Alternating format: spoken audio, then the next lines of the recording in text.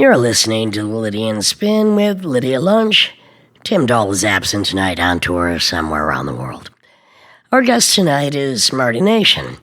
Some of you may recognize the name from my film Fingered, which Richard Kern directed. I wrote, sometime back in the late 80s, early 80s, whenever it was. I met Marty when he was a hairdresser and motorcycle racer. He was cutting the hair of Joyce Dewitt from Three's Company. I don't know how anybody let him near their neck other than me with a pair of scissors. He's been a sous chef at the Ritz Carlton. He's owned a restaurant. He still continues to race or fix motorcycles. He heads a motorcycle club, and he's basically one of the freest people on the planet. Loved him and still do dearly. Ladies and gentlemen, Marty Nation.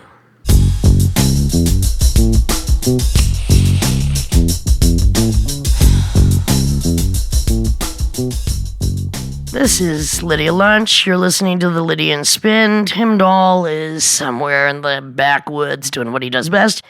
I'm here with our producer, Simon Slater, and tonight our special guest is Marty Nation. Now, you might not know who Marty Nation is, but you damn well are gonna know. First of all, if there was an original Son of Anarchy, he would be it. He's done all kinds of things and ain't done yet, from being a hairdresser in Venice, this is gangland period, to motorcycle racing, to being the sous chef at the Ritz Carlton, to owning his own restaurant, to heading a motorcycle club. He's just a man of many, many trades. And here he is, Marty Nation. Hello, Marty. Hello. Did I mention that he's also the star of the Richard Kern film I did call Fingered? There we go. Yeah. That was me. So, Marty, first of all, growing up in Topanga, right? Yeah. What was that like? And that was like the 60s. You're growing up the 70s. Yeah, the way I describe it is like the classic California childhood. My mom was married 3 times, my dad 5 times. Never really lived with my dad, and we wandered, I went to 6 different elementary schools, and in 65 or 6, who knows? I have trouble telling time, much less with the dates, but we moved to this like dirt road at the bottom of Topanga Canyon, and it was a wonderful place for a childhood misadventure. And I maximized it all, A lot of didn't some of the Manson girls grow up, hang out there as well? Yeah, the Mansons were part of the neighborhood. They lived 2 doors down from my house in that famous bus that Charlie elevated to the Barker Ranch, because I've ridden dirt bikes up that road to Barker Ranch and been inside the cabin where they found him, and there's no way to get a fucking bus up that road. It's like it's tight on a dirt bike. So how are you going to get a fucking 30-foot long bus up that fucking road? God only knows, because I wasn't with him. Ask Charlie, but he's no longer with us. Do you think that growing up near, there's the Manson family. Yeah. You're a kid. It hasn't gone down yet, their version of Helter Skelter. But did them just being wacko hippies have any impact on you as a young child? Well, there was Nancy Pittman. If you do any research into the Manson crowd, her name will pop up. She was the sister of William Pittman, who the day I moved to Topanga and I went to Webster Elementary School in 5th grade, William walked up to me Philip Sudo walked up to me and goes, "You want to be in William Pittman's gang?" You were in 5th grade. That was my 5th grade introduction to Malibu fucking living. So they knew you were a badass from 5th grade. They knew I was trouble. But yeah. And then I remember seeing Nancy hitchhiking on PCH in the Pacific shortest Coast Highway. The shortest miniskirt you ever did see, and a rabbit fur little short jacket. What a vision of teenage fucking beauty, man. She was fine.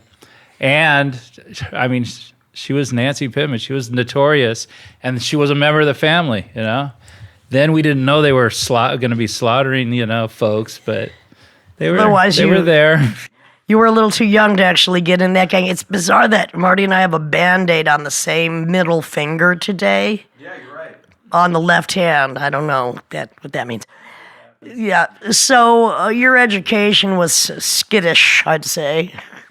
Yeah. But you got a lot of education in the backwoods of Topanga. When did you start riding dirt bikes? Well, when I was 11 years old, I would go to my brother played sports. I never did. It wasn't my thing. But I'd go to the Little League field to just watch them play, hang out. And these kids were riding their mini bikes in the field next door. And I knew one of the kids from school. And I'm like, hey, let me try that thing. And I jumped on it. I was probably 11 years old. Well, however old you are in 5th grade, I don't know. I don't fucking know. But I jumped on that thing. And like literally at that point, I knew exactly what I wanted to do for the rest of my life with like, I was convinced with what I wanted to do. And at that point, I just started saving all my money. You know, by 14, I bought my first motorcycle. And as you know, I've had a motorcycle ever since. And as I know, you've crashed a lot of times. And when I once asked you about all this crashing shit, you said, if the price of going fast is to crash, so be it. Yeah, you have to test your limit of ability, you know? If you're always riding in a safe, like sane manner, how do you know how good you are? How do you know how fast you can go? So when did you start like racing in competition? I think when I was 16 or 17, I was in my first race. And then like when we were together, we were together way back when. We'll get into that in a minute. I started racing in Speedway, which was a professional race. It paid every week, you know. Not big money, but some of the guys I raced with were making their living off of it. I still remember Moose Kennedy. He was a 14-year-old dirt bike racer. He was hot. I always liked those young blonde boys. All right, so 17, racing bikes. You were also, around that time, I guess you must have gotten into the music scene. So you were like outside of LA, but you're still close to LA. Yeah. A lot of music going down there. Hell yeah, you know. So what were some of your early musical influences in that time in LA? Well, you know, when I was a kid, I had this friend in elementary school. His name was Colin Winsky. Couldn't wait for you to get to him. R.I.P. And, you know, if this is 5th grade, I meet Colin. It might have been 6th grade. Who the hell knows? But anyway, like the dude came to our school. So I think it must have been 6th grade because I was already there for 5th grade. And like the first thing out of his mouth was like this rant about Elvis Presley. And, 6th grade. Hello. And this is was like, he already dressing rockabilly? Not quite. Okay. He still was like kind of had like floppy long hair and just sort of regular 1967 clothing, you know what you get at the Gap or the Gap didn't exist. He's in the 6th grade. He's not buying his own What's clothes. really going on here? Yeah, and I'm like, Colin's like going on about Elvis, and I'm like, Elvis, the guy with the funny hair that I have a sister 10 years older than me who was an Elvis fan, and we would go see all the 60s Elvis movies on Saturday afternoon at the movie theater.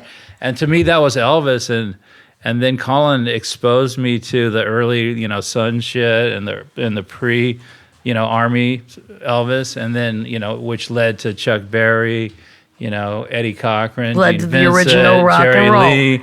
And so, like, when everybody was into like kind of long hair hippie music, I was listening to that, and somehow I discovered. Then, as a teenager, I found the only musician that was singing to kids, which was Alice Cooper at the time. And I was an Alice Cooper fiend. I was an Alice Cooper fiend myself. I remember seeing Alice Cooper on Friday and Saturday late night rock shows in '73. I mean, big influence on me. And I covered Black Juju for years. And I also covered actually Blue Turk with J.G. Thirlwell live once. So now you're into Alice Cooper. That must change everything. Manson lives in a bus 2 doors down. You're into Alice Cooper, and your friend Colin is going rockabilly. Yeah, he's all 100% rockabilly. And, you know, Colin was a great, like, pure soul, but the dude had demons so fucking strong, they owned him.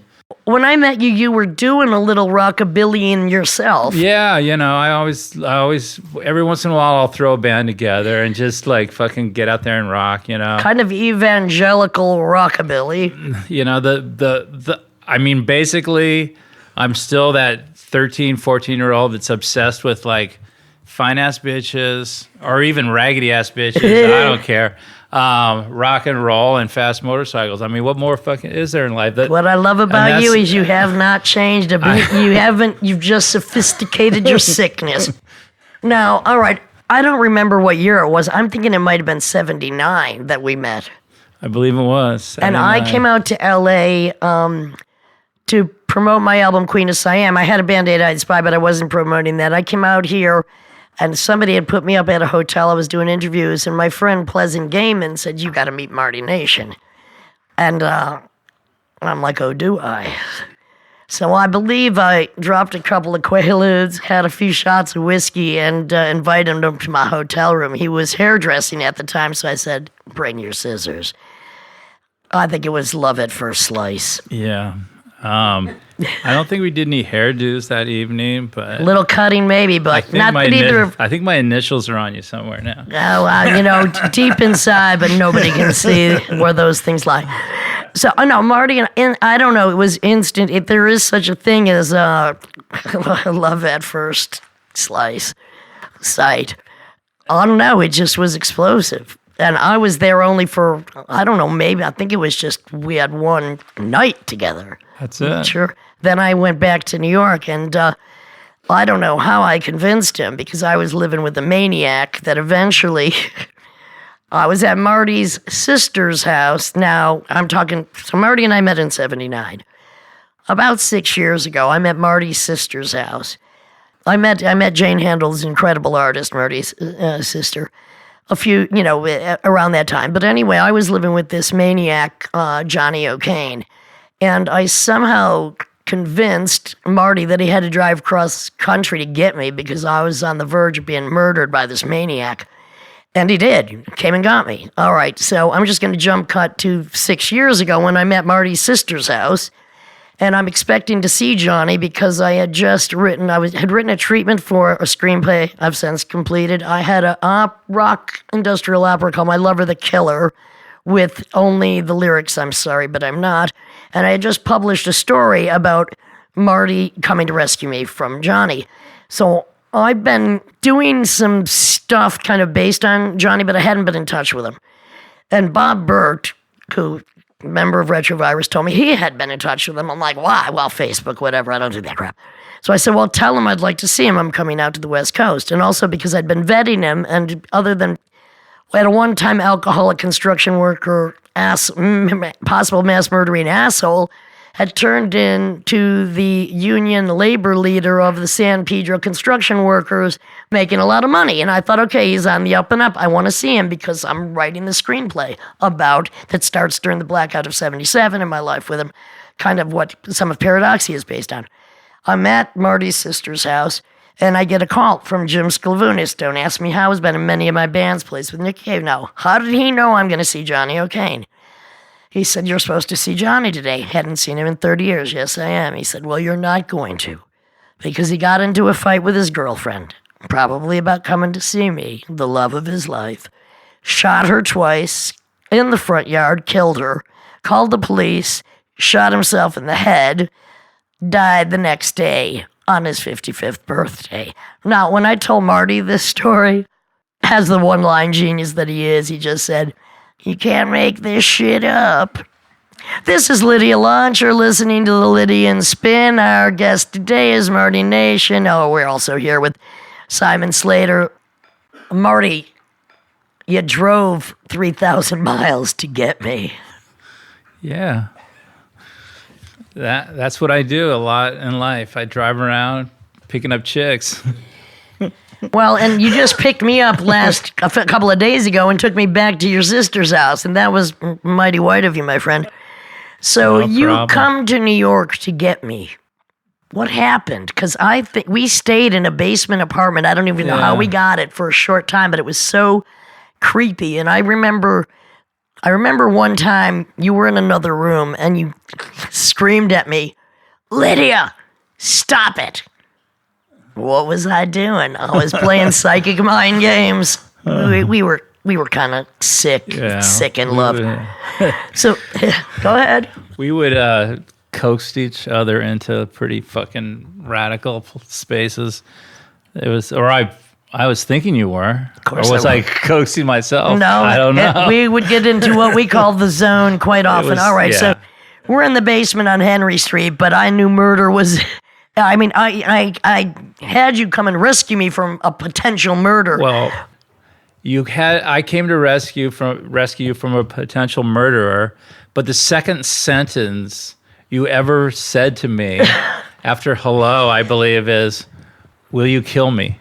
Well, I was just quoting Tex Watson, which was, "Will you die for me?" Quote from Charlie Manson. I thought that was pretty seductive. Yeah. And what did you say? Of course. Well, what's taking you so goddamn long? Well, there's plenty of time. Yeah. The thing is, that was it. See, Marty always loved me too much. Well, it still does, but that was right. So anyway, we knew we had to get out of this basement apartment and get away from the maniac. So I believe you were in your, tell me if I'm wrong, I remember it as a baby shit brown Ford pickup. That is the one I had, a 60 Ford F100 with a 292 and a 2-speed automatic tranny. I don't even know how it made it. With a fucking a 1960 era camper shell on it. So I remember, now for some reason, we're going to drive south before we go west. And we're going, I don't know if you remember the story. We're driving through Pennsylvania. It's a rainy night. We see a sign that says, "Do not pick up hitchhikers," because we're near a institution. But we did pick up a hitchhiker because we would do that all the time. And this guy had a cheese grater complexion, a ski cap on, and he was sitting by the door, and he kept reaching down for something. And we were in the zone and the vibe, and I'm like, if he pulls out a knife, I'm going to elbow him in the neck and cut his own throat. Do you remember that incident? Bench seat. Yeah, truck. 3 of us in the front. So He's sitting by the window. he's sitting by the door, yeah. Okay. Lydia's sitting bitch, which is the center is called. Being the ultimate bitch. But, I mean, we would just get in these zones where we knew a situation could go any way we wanted it. I mean, it's a very Manson kind of thing. Anyway, I think we went and saw my parents. Did we? Yeah, we ended up in Florida at one point with your parents. I don't even remember. And I remember, like, your dad going, "You want to make some money?" And I'm like, "Yeah, fuck yeah. Let's make some money." So we went and picked oranges in Florida. What? I think we made $35 each for the day's work. I'm surprised he didn't take you to the dog track. He was better at gambling than he was at having a steady job. Anyway, then we get out to California and we get this pretty spooky house in Venice in total gangland. And I remember, and we were living with your brother Johnny at the time too. And I think our bedroom was a little closet. Pretty much. I'm in the closet and I can't breathe, one of my early songs. I remember, and now tell me if this incident is accurate, I think some gangbangers tried to hold you up with a shotgun. Yeah, I got a little pistol whipped and shit. Did I come out and see that? I don't think so. I think it was sort of like I was unloading my bike. I had raced Ascot that night. I was unloading my bike and they fucking got me. And, they got my wallet. But I He didn't get his dick out yet, but I keep that's my possible. money next to my dick. Like somebody can always get to your butt and pickpocket you from the back. Like I actually been pickpocketed once from the front. Wow. Check it out. This is a fucking good story. I pull up to Sunset, and I think this is back in the day when the track was on fire, like in regular Hollywood. Sierra Bonita, Martel, all those streets there by where the Guitar Center is now. Right. And I pull up, and this fucking black hoe starts. I'm in my 64 El Camino or 66 El Camino. And she comes up to my car. I'm like in the line of traffic. So I'm like 2 cars from the street, from Sunset. I'm on the side street.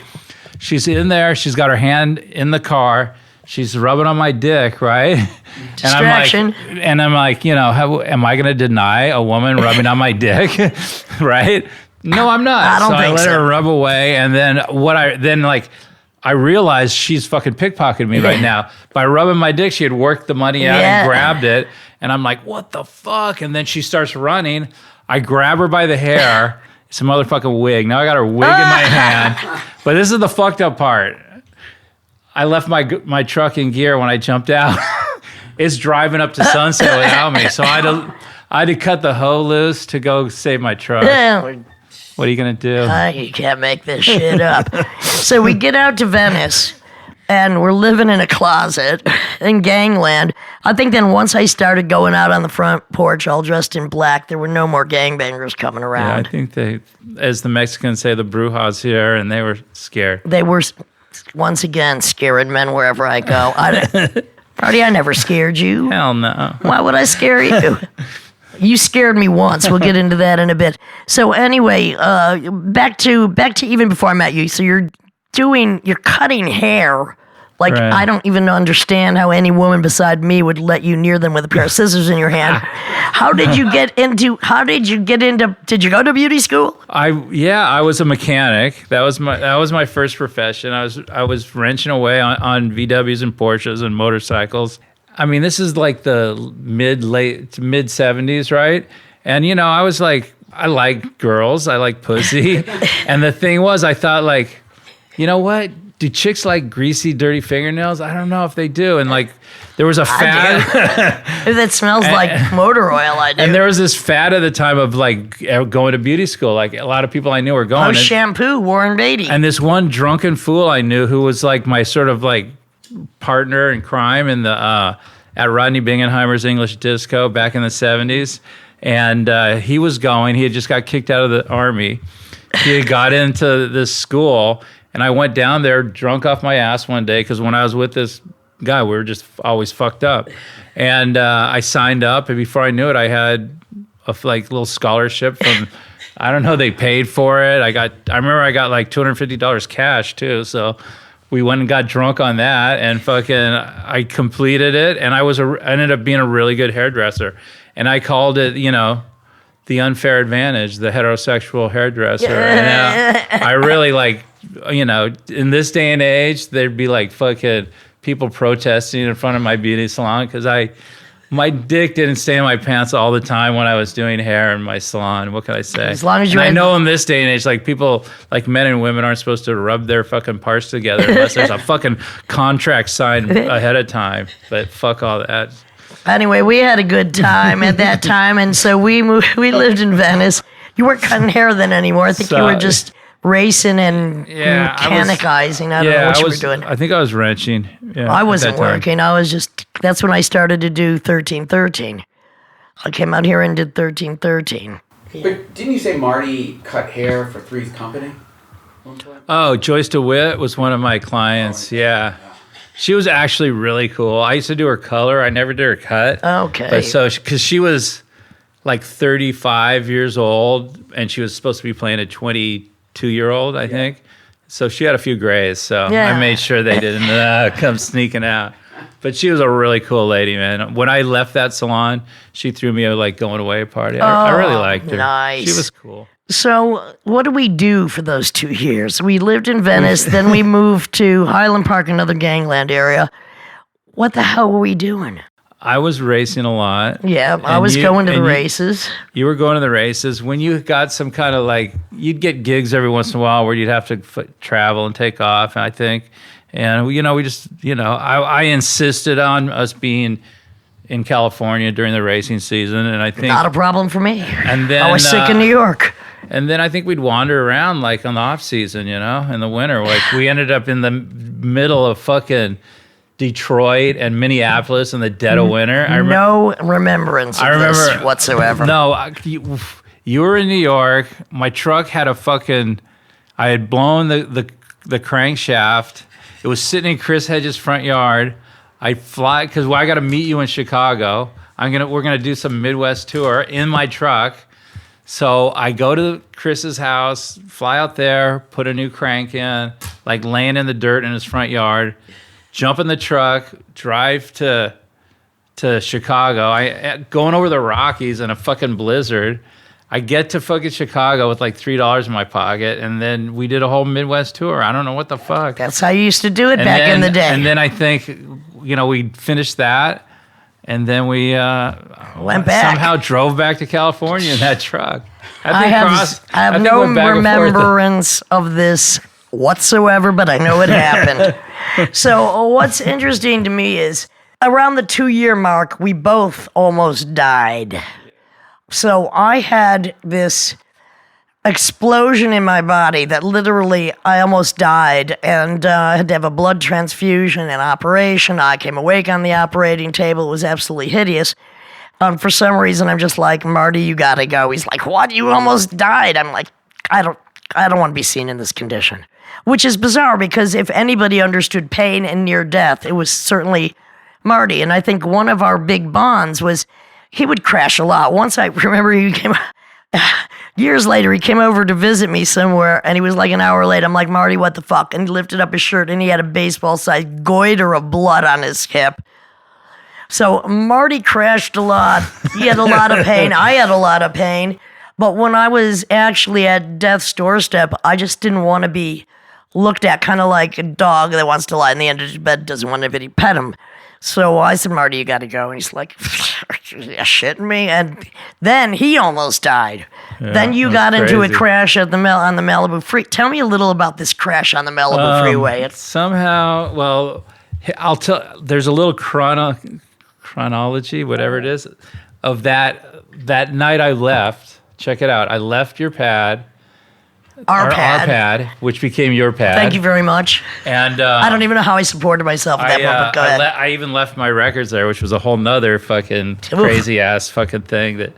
But anyway, I was racing that night up in Taft in Central California. Okay. It was a Friday night. I fucking split. I jumped in the truck. It was the main event. I was leading the race. It was the fucking money race. The last corner in the race of the last lap, some guy T-boned me, dislocated my arm, and crushed the ball in the end. So my wing was dung, and then fucking Chris's brother, fucking retarded Frank, drives my truck back to fucking LA and blows the motor up. That fucking brown motherfucking truck that we've... Did a lot of things. A lot of things. It was one of those fucking nights. Broke up with my old lady, fucking destroyed my body, and blew up my truck. Jesus. And you still love me. That fucked up summer. And I still love you. That was like the beginning of the summer. The end of the summer, this kid I'd known I watched him grow up in Topanga. I'd sick my dogs on him. He was just a little like rugrat, like, hippie parents type. And all of a sudden he's like a punk rocker. It's 1981. The youth has discovered punk rock, and for some reason, like all the little punk rockers in Malibu, like look up to me like he's the original old fucking punk rocker. So he calls me up and he's like, "It's my 16th birthday, and Jenny Louie, which is a girl I went to high school with, junior high school, is having a party at her house." So I'm like, all right. So I jump in the car that I had was a 68 Chevrolet Caprice wagon. That was I was working for Chris's dad at the school, doing their maintenance, and they gave me that car to drive. So somehow I ended up picking the kid up, and I stopped and got a quart of moonshine and a 6-pack of tall buds. As one did in those days. And then, like, from what I recall of the night, I mean, we were basically 2 doors down from being at his house, crashed out. I hit a chick going 60 miles an hour head on and put everybody in ICU. And that was the end of that wonderful summer. And so and what happened to you? I had my liver was torn in half. I had kidney failure, respiratory failure. So I was on a respirator and hemodialysis for 2 months. And then, Did you not consume the most amount of blood ever? Well, I got the record for that hospital, Westlake Community Hospital. I used the most blood because they were transfusing me like 24/7 for weeks. And what happens is when you lose a lot of blood, your body goes into shock, and that's when your kidneys fail. So I was kind of fucked. but just, kind of fucked. Kidneys ended up surviving. yeah, so, like it was weird because Was that when you got? Yeah, I think that's when you got the scar that goes from almost your Adam's apple to your pubic bone. Well, no, I got one that goes from the center of my chest to my groin. That was the one I got then, and then I got an update. We're gonna get in. Cracked open from my neck down to match that scar. So that was so recently. Yeah, a couple years ago. Years. Oh. But anyway, this is Lydia Lunch with the Lydian Spin. Our guest is Marty Nation, King of Pain, Son of Anarchy. We'll be right back.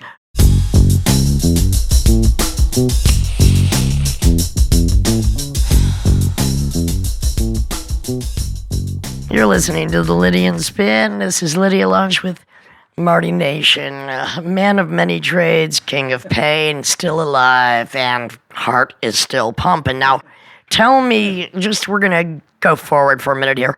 Tell me about this recent heart surgery where they took your heart out of your body. Yeah. Like a cesarean section of the heart. Oh, and he chuckles. He's laughing. What are you going to do, man? I mean, yeah, the doctor that did the surgery, he was describing it to me prior too. And because there was 3 veins behind my heart that were no good, and they had to take veins out of my leg and put them in my heart. And then he had to rebuild my aorta valve, the valve that goes from the heart to the aorta, which the aorta is the largest vein in your body. Yeah, so he was describing to me like, we saw your chest open, saw through your chest bone. We have a spreader that spreads the bones open, and then we take your heart out of your chest, cut the veins out that we need to replace, and when we do that, we have to stop your heart because otherwise you're going to be pumping blood everywhere. So they can hook the new veins up. So yeah, I was like, stop my heart. I'm like, what the hell? Give it a go. I've been in some fucked up situations, so that one was like that might be really par.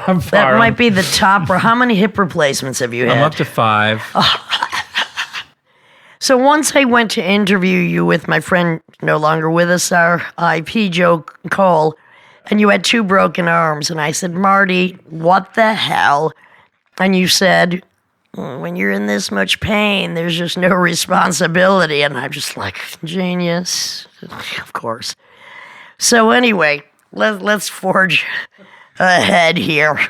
What made you then decide to go into the Ritz Carlton as a sous chef years in the future? Well, I ended up, as... Well, first of all, what happened after the hospital? We'll just get quickly...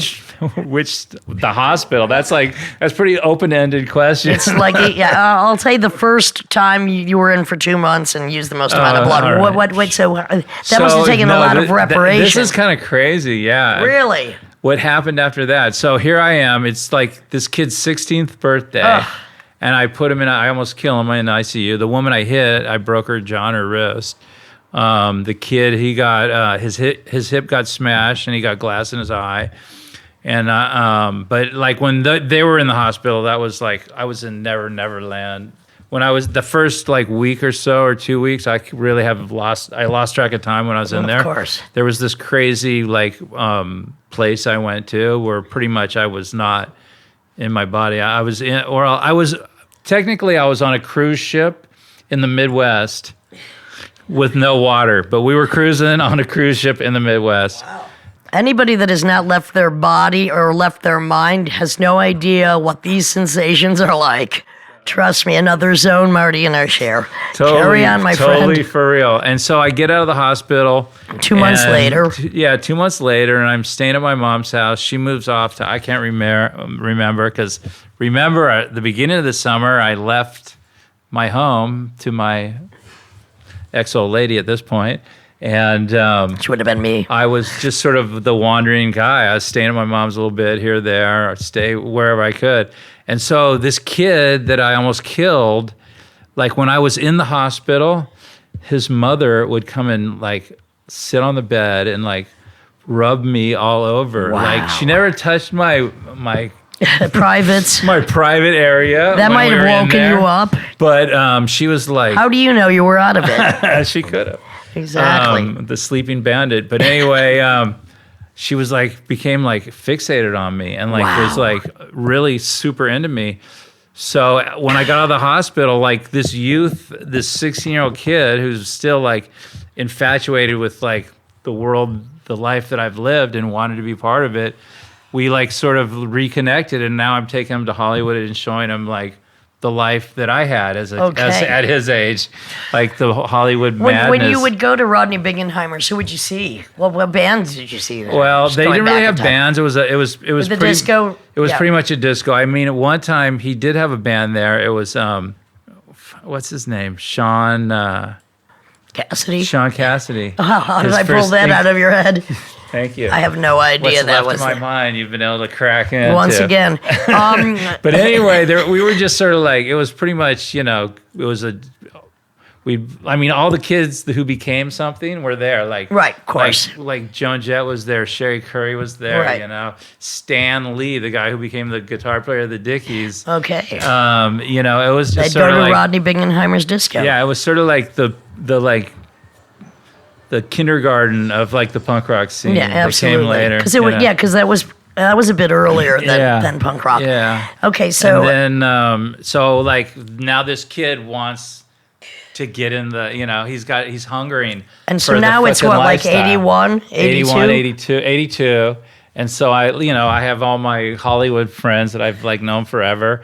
And so, Marty always I had a took- strange charisma, and he really was like the Reverend Martin Nation when I met him, and it was kind of an evangelical rockabilly Mansonite slant, and people somehow just did flock to his charisma, and he didn't have to do anything to prove that. I mean, nobody else would go to the racetrack except for me. They just knew he was badass. yeah, it was kind of wacky. chuckles. But what? But the wackiest part of it is, so this woman who I almost killed her kid became Mom. obsessed with me, and like I would like be sleeping on the couch in the front room, and she'd sneak out there in the middle of the night, and like we'd get down. Amazing. And then the crazy thing is, like, me and her son were out like the night before, like picking up like Other chicks, like chicks half her age. and Well, banging those Marty doesn't. Marty loves all women. He really does not discriminate. That is a beautiful thing about him. I love women. He loves women. I love him. He loves them. What can I say? What can he say? That's all they can Sounds say. good, more's better, right? I would say so. That was always my theory. So okay, let's get to the Ritz Carlton. Now, how did that Okay. gig come about? I mean, So we've gone from motorcycle racing, mechanic, hairdressing, near-death experience, and now Yeah. So jump cut to Ritz Carlton. So What the hell? I moved to New York with my family. By this time I got a wife and a child. And still have the same wife and child. Miraculous. Yeah, 30 years. We just celebrated 30 years. What she doesn't know won't hurt her. Like I tell the story, the first time we were like really hanging out was March 4th, 1989. We got married March 27th, 1989, and it's He moves fast. 30 fucking years later. Exactly. Somehow she's put up with me, and I She her. goes away a lot now. That helps. Okay, Ritz Carlton. So we moved to New York. Moved to New York. Where did you live in New York? We lived in the suburbs. She was a New York originally, and Okay. she was in the fashion business. She came out to California to open a bunch of stores, and for the designer she worked for. And then we moved back to New York because they wanted her back there. Yeah. There was some bullshit So with what this. suburbs? Yeah, Rockland County. Okay, so you're out there. Yeah, it's like if you cross over the George Washington Bridge, drive through New Jersey, all of a sudden you're in New York again, and Yeah. and it's it was the white flight area of the Right. Bronx. So like my biggest fear for my child was that she would end up with a Bronx accent, and then I don't know what I would have done at that point. So your wife's working in fashion, and Yeah. what are you gonna do now? You're in That's New York. it. I've got a cosmetology license. It's only good in California. I've been doing it for 20 fucking years. I'm racing in New York City. Yeah, there's nothing really Can't going really on. be a mechanic there. Yeah, I'm just like, what the hell am I gonna do? You know, I've always been sort of like this culinary guy. I think even when we were we used to go to a lot of barbecues in Watts and Inglewood. We would go to places no one else would go to, Bulletproof Glass, to get the spiciest barbecue. Actually, one of our favorite places we went to, if you remember, the Parisian Room. Oh yeah, which I think was in Inglewood. Well, it's actually like South Central. It was South Central. It was Washington and La Brea, right at the it His memory is much better than mine. It overlooked the hood, right? But what it was all like 70-year-old black couples dressed in Sunday finest to see people like Eddie Cleanhead Vincent. Yeah. And we would be the only two rapscallions, dirt dogs in there. No flack from anybody. They accepted the same way they accepted us at the barbecue joints. They're like, okay, these people are crazy. Just don't leave them alone. So we do a lot of barbecuing, and that led to sous chef. Yeah, I ended up like, so what am I gonna? I'm living here in New York. Am I gonna have a career? Or am I gonna be a house husband? What the fuck? Yeah, what the fuck am I gonna do here? So ain't no house husband thing about it at all. I tried that, but it really wasn't. I'm too slothful for all that. I just lay around and like. You got to have something. Things. I need some like pressure, or I don't perform. Well, no wonder you love me. And that's I had the whole porn thing too, so that's a whole nother story. That was a whole nother thing. But slipping the into pressure darkness helped me perform.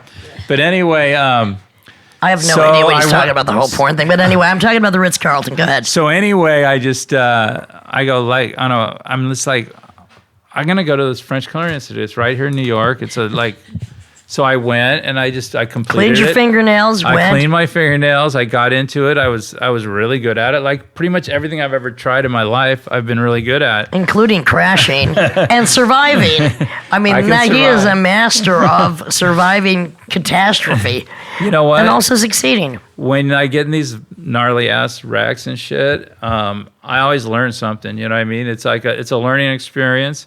You pick up some knowledge and you try and utilize that in your life. Pain is a lesson that unless anybody's really been in extreme, blinding pain that takes you out of your mind and your body, and this, if you haven't been there, you don't know what we're talking about. And that is something that Marty and I shared. And it is kind of an elitism. It's not like anybody is lesser because you haven't experienced it. It's kind of an elite club. And we don't want you to be in that club because we don't wish that on anybody. But we shared this kind of constant catastrophic pain, which was or was not brought on by our own behavior. Carry on. So you became, so you graduated the French Culinary and I started Institute. Not exactly an easy thing. Yeah, I just, I was smarter than he sounds. Trust me on that. I got into it and I excelled, and I just started working in New York City in the fine dining. And you went and just applied at the Ritz Carlton. Why go to the top? Of course. Yeah. I didn't want like a lesser place. And they accepted you. Yeah, kind of. Did you have to clean up? I remember after I went for the interview, the guy was all like, I think I wore like jeans and like some kind of button shirt. Oh, unusual. And which I thought was dressing up. Right. And he goes, I have a little suggestion for you. You should be wearing a suit and tie when you go on an interview. Jesus Christ. Yeah, to be a sous chef, wear your suit and tie. Anyway, how long did that gig last? Well, I stayed in that one there was seasonal. It was for the Christmas season. So I did that there, and then I went on. Did you like it? Yeah, it was all right. Like hotels are production. You're doing like giant parties, and it's very like monotonous. So then I got into I ended up at Boulet, which is a fine dining French restaurant. It's American chef, American owner, but Boulet was the chef at Montrachet with Drew Neapont. He was front of the house. Drew went off to build his empire, and Boulet went off to build his. He opened Boulet after Montrachet closed, and they did their thing, separately. And it's so bizarre that Marty and I also have this strange connection that he's a sous chef who eventually opens his own restaurant. I decide to write a cookbook, and Anthony Bourdain writes the intro for my forthcoming book, So Real It Hurts.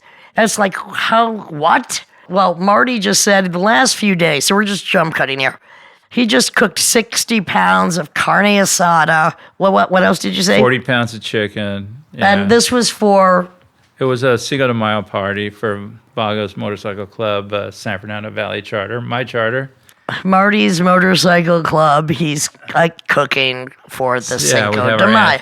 Our annual party. It was a success. We had a good turnout. So what about opening your own restaurant? You had your own restaurant in Ojai for a while. Yeah, I had a year. I made it almost 2 years, but it was sort of like... It's very difficult. I was underfunded and just... There was no... I mean, we had fun. There was no talent in the kitchen in Ojai. So I had to like train this one girl, Mary Rose. I love her to death. She was making pizza at a pizza shop before that. That was and you hired her because she had good legs, tits. All right. No, she was just she's just an awesome person. Mary Rose, I love you. Shout out. Besides your tits, if you're out there listening, I'm sure your legs are great too, babe. Anyway, but I mean, restauranteering is frustrating, and it's really extremely hard work. It's hardcore. And I mean, when you've had 5 hip replacements, it's hard standing on your feet all day long, I would imagine. Yeah, but what are you going to do? Like, stop participating in life? Of course not. Sit there and fucking wish you could? You just got to fucking do it. And that's, if you have to suffer a little, like, what the fuck? I mean, when Marty Nation... Pain is survivable. I'm living proof. Survival of the fucking sickest. Sons of Anarchy. Did you have some involvement with that? Fuck no, that's a clown town fucking show. I would have nothing to do with it. Because you are the original son of chaos. Yeah. All right. Yeah. Nah. But you have your own motorcycle club now. Oh yeah. What made that come about? Motorcycles have been part of my life since I was a wee lad, as they like to say, and And I've sort of always lived this lifestyle where I don't accept other people's standards and other people's visions. I have my own vision for my life and how I want to live it. And pretty much the Outlaw Motorcycle Club world, we've created our own fucking some of the old ladies, they call us Peter Pan, because we don't grow up. We're gonna be those guys that do what the fuck we want, whenever the fuck we want, the way we fucking want to do it. And what are you gonna do? And is there a lot of fucking same thing? I'm gonna do the exact same thing. That's why I'm still talking to you. That's why I still love you, because my motto is exactly the same. Yeah, that's how it is. I mean, I got to be true to myself, and and a lot of people don't understand me. I have family members who don't understand me, and they worry about me. They stress over things I do, and it's just if I wasn't this guy, if I wasn't getting all these predicaments, you would have been dead. I'd be like a fraud. And this is me. This is what you should get. And does it suck for family members when they see all tore up? Yeah, my daughter, she's she's seen me in a lot of fucking hospital beds, and it's I feel for her, but it's I know she doesn't want me to stop being me, and I tell her, you got to be you. That's what you got to do. Everything else is irrelevant. If your heart and your fucking mind doesn't tell you this is who you are and what you want to do, you're fucked. You're going to be a miserable human being in your core. And what I love about Marty, and people what was this about me and him? But what made the most sense is exactly what he just said, because I'm exactly the same way. I am going to do whatever I want to do, and I have done that from day one. We saw eye to eye on a variety of situations. And, all right, he may seem like a hillbilly from Topanga, but he is one of the most astute characters I've ever met, who, like me, is kind of, I'm a musical schizophrenic. He's kind of schizophrenic in the arts that he's also done. Mechanic, hairdressing, sous chef, opening a restaurant, and not stopping in spite of all the physical catastrophes we've both been put through, and in spite of what anybody else thinks. And those that know either of us know we are going to continue to do exactly what we encourage everybody to do the same. And people that can't are the miserable cunts we want nothing to do with, and have therefore nothing to do with. Exactly. Did I say that right for you, baby? Join the adventure. Come along. Exactly. If you can stand it. So anyway, Marty and I had been apart for a while, just physically, when I started working with Richard Kern. And with Richard Kern, I did a film called The Right Side of My Brain, which was kind of like an homage to Roman Polanski's Repulsion. And it was kind of one of my first public psychosexual investigations into some people's needs, my own specifically. I knew I wasn't alone. So we did that film, and then Kern and I decided we wanted to make a drive-in trailer, something that was like exploitation-based, black and white. So I said, well, I'm going to write this screenplay. I don't even know if I wrote the screenplay, but we need to do this film fingered based on some of the things Marty and I had actually experienced. But the bottom line of it being, it was really about how the victim becomes the victimizer. Now, this film caused such controversy because it was either a frat boy beer party hullabaloos or the most feminist or the most misogynist film. Everybody had a different opinion. And when I first saw Fingered, I told Kern, it's not intense enough. Because I had lived it. You're experiencing it for 20 minutes. I'm like, it's too soft. His mouth dropped open. Anyway, it caused a lot of discussion. I didn't do this film to be shocking. My intention was drive-in trailer, black and white, exploitation, fat-free, based on real experiences I had, showing victim becomes victimizer. That's it. It involves pornography, but it is not pornographic because the object of real pornography, it's pornographic, but it is not pornography, put it this way. The object, to me, of real pornography is twofold. It's getting someone off and making money. This was not the intention of this. Actually, we showed what most people don't want to show about sex, especially at that time, that it can be very ugly, very brutal, and very necessary. It did not glamorize pornography, and some of the violent episodes in it, we actually came very close to living if we didn't, and especially the end of it. I need say no more about that. How did you feel about the making of Fingered, Marty, and why did you agree to do it? Well, when you describe what you wanted to do, it was just like, it was like a natural place that I wanted to be. You know, I just knew I was.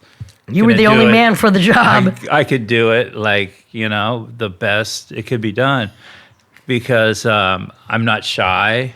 I'm not afraid to take my pants off. I'm not afraid to go all out for make it fucking work. And it was the subject matter was very close and dear to my heart.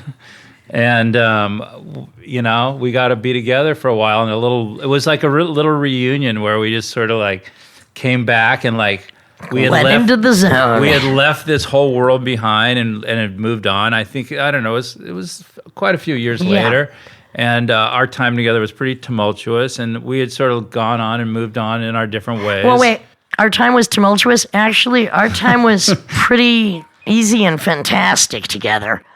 I never considered it tumultuous other than the agony we went through physically, but I don't remember ever having a disagreement with you. We never had a single argument. The only argument we ever had, it wasn't an argument, was when you screamed at me, Lydia, stop that, from the other room, because you knew that I was psychically titillating you to the point of possible madness. But we never had a single argument. No, that's the tumultuousness description would more be like what we did to other people. Exactly. It was intense in a fucking very gnarly ass way. Maybe we had a rambunctious related experience. Because we never had crawling in that apartment building in San Francisco where I used to live with my first wife. It was amazing. We had a lot of That was a pretty crazy fucking moment. Luckily, nobody stumbled upon us. It was, Marty's, this was the way this is the way I remember it. I'm not sure it's accurate. And this was, I think, when we first got together. I don't even know why we were in San Francisco. But by the way, Mr. Rigid, who you've met, Simon, this buck knife that's this long. Okay, Marty and I don't know why. I think we had bought Mr. Rigid, which is a giant buck knife in San Francisco, right around the corner from V. Vale's house of research, who I often stay with and go and visit the same knife store. I still have Mr. Rigid. And actually, about a year ago, I had gotten Mr. Rigid out to show somebody, and Marty texted me about 2 minutes later. I'm like, wait a minute. I hadn't heard from him in quite a while. Anyway, Marty said there were some people that owed him money. and that we had to go take care of it. So I remember it like this. I'm like, okay, I don't have any idea what this is about, but I think we have Mr. Rigid with us. And we go and park in this underground parking garage. And he's like, I think we go in that way. No, maybe that way. So we're creeping around the back stairs and then checking apartment doors to see which one is open, hoping to get to the so-called character that owes him some so-called money. I have never been more excited in my goddamn life, I must admit. Now, I don't know if this was just one of his evangelical rockabilly Mansonite ruses to get me wet, but it worked. How do you remember it, Marty? It was similar to that. I mean, the dude existed. It was specific, and your pussy got very wet. That as I held you to his door. Oh, and I remember probably with Mr. Rigid in one hand and finger fucking you in the other. This is not the PG version. Alas, the guy wasn't there, so he might have not come home, but I did come all over his front door. And Marty, have you ever not been in pain? Let's put it this way. I got my first motorcycle when I was 15, I believe, 14 or 15. Within a year, I broke my first leg, and I've been doing it ever since. So have I had physical issues my whole life? Absolutely. And some of them have been extremely severe, where I'm in ICU, and my body has like been torn apart through trauma, and thank God put back together by excellent doctors. I'm a lucky bastard like that. But there is pretty much a 24/7 pain that I have to live with. You know, at some points over the years, I've been able to take pain medication, but I'm not now. And the thing is, pain medication doesn't really work because you just build a tolerance to it, and you're dealing with the same issue anyway. So it's a good temporary fix, but that the government shouldn't be so fucking uptight about. But that's a whole nother story. I'll leave it out of this deal here. But yeah, I mean, it's just like, the thing is, people have this fear of pain, and it's rightfully so. But from my experience, I fear pain, you know, probably just as much as anybody, because I know what it feels like to be fucking hurtled off your motorcycle at 70 miles an hour and like just rolled like a log down the freeway until your body parts are like dangling from your body. And that hurts like a motherfucker, I will admit it. But it's survivable. You know, it's like, what are you going to do? Stop? And that's people, you know. And pain and disability, right. What the fuck's that? You just got to keep going, man. Fear of pain, both physical, emotional, and psychic, prevent people from doing a lot of things. And it has prevented us from doing nothing. And I think what our bond has always been is knowing that not only can you survive it, we don't strive to be in pain, but there are just, you know, once you overcome extreme pain that is hallucinatory, and most pains, you know, you will get to the other side of. And that's kind of just a strength that most people they don't need to have it. We have it just out of necessity because of the way our lives have chosen to lead us. This is the Lydian Spin with Marty Nation, and thank you very much.